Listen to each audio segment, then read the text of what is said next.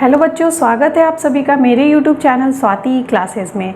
आज हम लोग क्लास 9 के मैथ्स में लाइंस एंड एंगल चैप्टर को कंटिन्यू कर रहे हैं।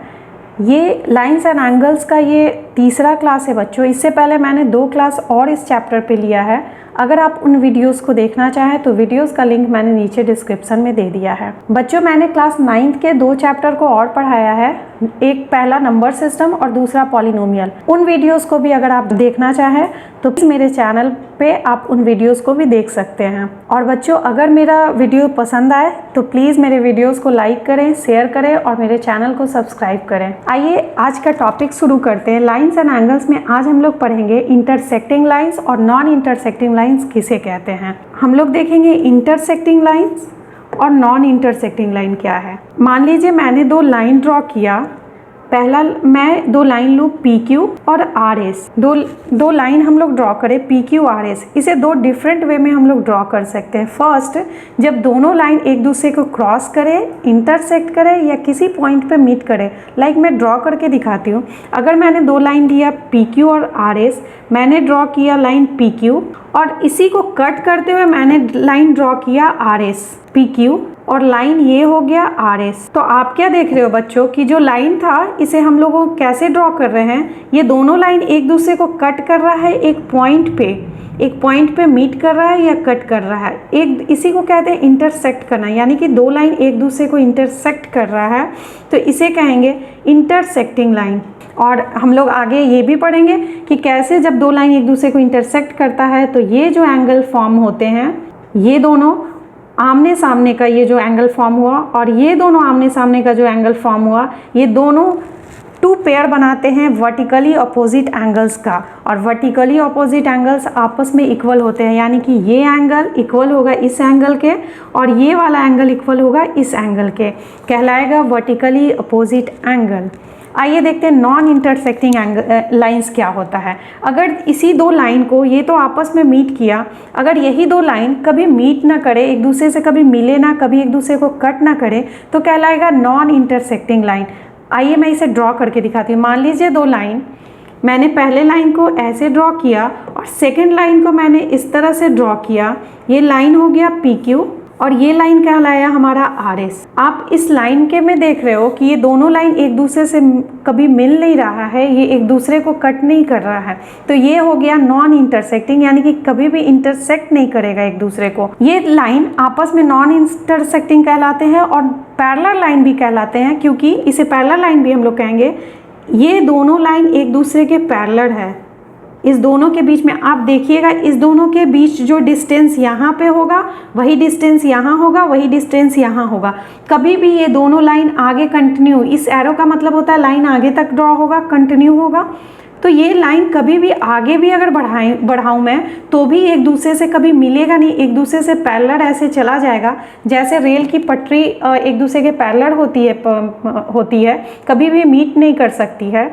इसका कारण कि इस दोनों के बीच का जो डिस्टेंस है दोनों लाइन का, वो हर जगह इक्वल होता है, इसलिए इसे पैरेलल लाइन भी बोलते हैं। ये तो हो गया इंटरसेक्टिंग लाइन और नॉन इंटरसेक्टिंग लाइन। बच्चों, आगे हम लोग पढ़ेंगे लीनियर पेयर ऑफ एंगल्स किसे कहते हैं। लीनियर पेयर ऑफ एंगल्स बच्चों, जैसा कि नाम से ही क्लियर है, लीनियर का मतलब अगर एक लाइन पे एंगल्स का पेयर फॉर्म हो। मान लीजिए कोई एक लाइन मैंने ड्रॉ किया, बीच में पॉइंट है O और ये लाइन AB है, इस पे एक रे स्टैंड करवाती हूँ मैं, वो है OC। तो आप यहाँ पे देख रहे हो कि सेम वर्टेक्स से, सेम पॉइंट से 3 रे ओरिजिनेट हो रहा है, रे OB, OC और OA। यहाँ पे OC एक रे स्टैंड कर रहा है जो कि आर्म्स है, कॉमन आर्म है, और जो नॉन कॉमन आर्म है वो एक ही लाइन पे लाई कर रहा है। तो ऐसे में ये जो एंगल फॉर्म होगा ये लीनियर पेयर ऑफ एंगल्स कहलाएगा। और linear pair of angles 180 degree को फॉर्म करता है, यानी कि इस दोनों एंगल का अगर को ऐड करें तो 180 डिग्री के इक्वल होगा। Angle AOC plus angle COB is equal to 180 degree के इक्वल होगा। Linear pair of angles 180 degree के इक्वल होता है। इसके बाद हम लोग जानेंगे बच्चों कॉम्प्लीमेंट्री एंगल्स और सप्लीमेंट्री एंगल्स किसे कहते हैं। यहाँ पे मैंने लिखा बच्चों कॉम्प्लीमेंट्री एंगल्स और सप्लीमेंट्री एंगल्स किसे कहते हैं। आइए सबसे पहले हम लोग समझते हैं कॉम्प्लीमेंट्री एंगल्स किसे कहते हैं।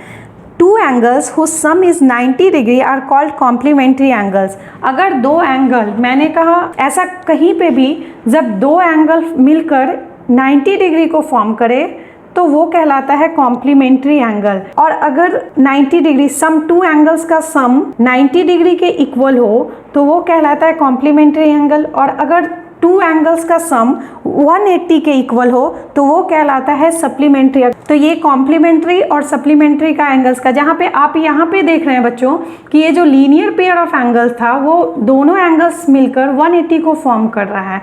ठीक वैसे ही अगर कहीं भी पे भी टू एंगल्स मिलके दोनों का सम अगर 180 को फॉर्म करे तो वो सप्लीमेंट्री एंगल कहलाएगा। और अगर दो एंगल का सम 90 डिग्री के इक्वल रहे तो वो कॉम्प्लीमेंट्री एंगल कहलाएगा। लीनियर पेयर ऑफ एंगल्स में आप देखिएगा बच्चों कि जो नॉन कॉमन आर्म है, यहाँ पे नॉन कॉमन जो आर्म है वो एक ही लाइन पे लाई करेगी और ऐसे में ये सम 180 के इक्वल होगा। जब दोनों नॉन कॉमन आर्म एक लाइन को फॉर्म करे, एक लाइन पे लाई करे तो ये 180 को फॉर्म करेगा। इस इंटरसेक्टिंग लाइन में हम लोगों ने ये देखा कि जो इंटरसेक्टिंग लाइन होती है, जो एक पॉइंट पर इंटरसेक्ट करता है एक दूसरे को, ये वर्टिकली अपोजिट एंगल फॉर्म करता है। और वर्टिकली अपोजिट एंगल का टू पेयर जो फॉर्म किया, वन ये और दूसरा ये पेयर, ये आपस में इक्वल होता है। तो हम लोग अभी इस वाले स्टेटमेंट को थ्योरम के द्वारा प्रूफ करेंगे और थ्योरम में हम लोग प्रूफ करके दिखाएंगे कि कैसे वर्टिकली अपोजिट एंगल आपस में इक्वल होता है। आइए देखते हैं थ्योरम 6.1 को। हम लोग थ्योरम 6.1 को प्रूफ करेंगे बच्चों। थ्योरम 6.1 में है if two lines intersect each other then the vertically opposite angles are equal. अगर दो, मैं यहाँ पे लाइन ड्रॉ कर रही हूँ, अगर टू लाइंस एक दूसरे को इंटरसेक्ट करे, मान लिया लाइन PQ और RS, ये टू लाइन हो गया जो कि एक दूसरे को इंटरसेक्ट कर रही है O पॉइंट पे। तो हमें प्रूफ करना है कि ये जो वर्टिकली अपोजिट एंगल्स है, मैं लिख देती हूँ एंगल POR इक्वल होगा एंगल QOS के, ये फर्स्ट पेयर। और दूसरा पेयर है angle POS, angle POS equal होगा एंगल ROQ के।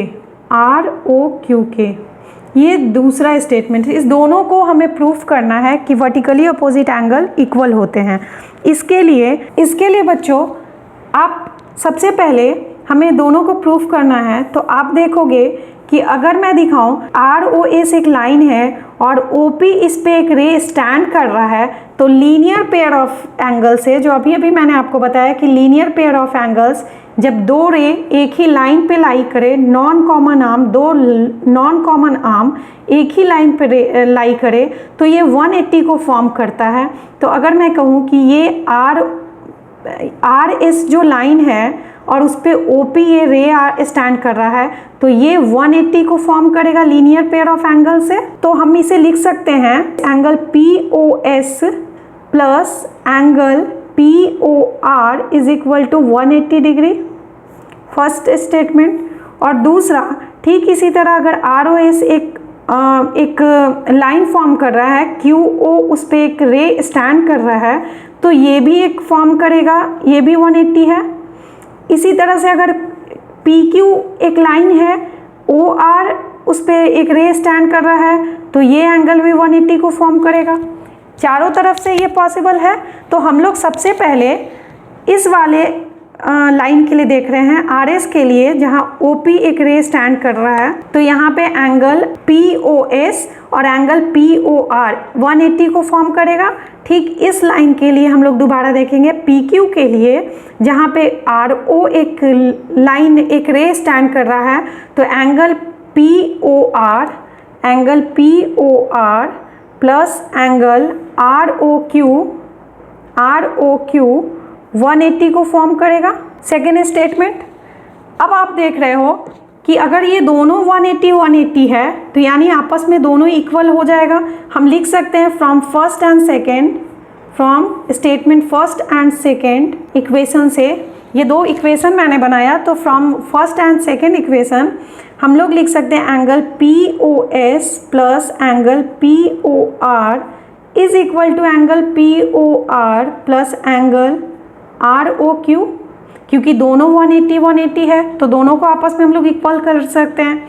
अब यहाँ पे एंगल POR यहाँ पे भी है और एंगल POR इसमें भी है, दोनों कॉमन है, तो कॉमन आपस में अगर कैंसिल कर देते हैं तो बच जाता है angle POS is equal to angle ROQ। और हमें यही प्रूफ करना था सबसे पहला। यहाँ पे देखिए angle POS equal angle ROQ, ये हो गया POS और एंगल ROQ, ये वाला एंगल, ये वाला वर्टिकली अपोजिट से हमें यही प्रूफ करना था। हमने प्रूफ कर दिया दोनों को इक्वल, यानी कि ये दोनों एंगल वर्टिकली अपोजिट से इक्वल होगा। इस वाले को मैंने प्रूफ कर दिया। ठीक इसी तरह से हम लोग फर्स्ट वाले को भी प्रूफ करेंगे कि कैसे ये वाला एंगल इस एंगल के इक्वल होता है। उसके लिए सेम इसी प्रोसेस से हम लोग, अगर मैं बोलूँ PQ लाइन पे OR स्टैंड कर रहा है तो एंगल POR इक्वल होगा एंगल ROQ के, 180 होगा। और ठीक उसी तरह से अगर हम लोग इस वाले के लिए लें RS लाइन के लिए, तो एंगल OQ जिस पे रे लाई कर रहा है, तो ये वाला एंगल और ये दोनों 180 होगा।